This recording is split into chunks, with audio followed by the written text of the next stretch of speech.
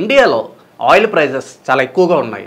ఇతర దేశాల నుంచి మనం ఏదైనా చాలా ఎక్కువగా దిగుమతి చేసుకునే వాటిల్లో క్రూడ్ ఆయిల్ ముందు వరుసలో ఉంటుంది. రిలయన్స్ ఇండస్ట్రీస్ అధినేత అలాగే ఏషియాలోనే రిచెస్ట్ పర్సన్ అయిన ముఖేష్ అంబానీ త్వరలో ప్రభుత్వానికి సాయం చేయడానికి ముందుకు రావచ్చు అని చెప్పి ఇక్కడ మనకి వార్తలు రావడం జరుగుతున్నాయి.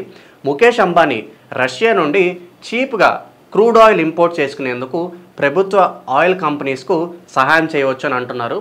రష్యా నుండి తక్కువ ధరకు ఆయిల్ ఇంపోర్ట్ చేసుకునేందుకు ప్రభుత్వ ఆయిల్ కంపెనీలు అలాగే ప్రైవేట్ కంపెనీలు కలిసి పనిచేయాల్సిన అవసరం ఎంతైనా ఉంటుంది. ఇలా చేస్తే రష్యా నుంచి చాలా తక్కువ ధరకే క్రూడ్ ఆయిల్ని ఇంపోర్ట్ చేసుకోవచ్చు.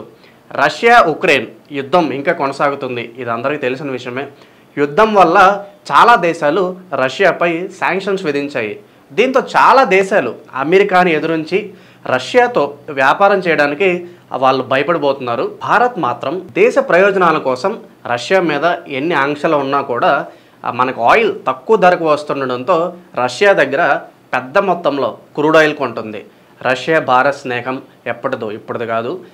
రష్యా కూడా డిస్కౌంట్లు ఇచ్చి మరి ఇండియాకు ఆయిల్ ఎక్స్పోర్ట్ చేస్తూ ఉంటుంది. ఒక రకంగా చెప్పాలంటే రష్యా యుక్రెయిన్ యుద్ధం మనకి కలిసి వచ్చిందని చెప్పాలి. కానీ ఇటీవల కాలంలో ఆ డిస్కౌంట్ రేట్స్ కాస్త తగ్గుముఖం పట్టాయి. ఇప్పటి వరకు రష్యా మనకు చూసుకున్నట్లయితే ఒక బ్యారెల్ క్రూడ్ ఆయిల్కు $10 వరకు వాళ్ళు మనకు డిస్కౌంట్ ఇచ్చేవాళ్ళు. కానీ అది ఇప్పుడు $4 మాత్రమే వాళ్ళు మనకు డిస్కౌంట్ ఇస్తున్నారు.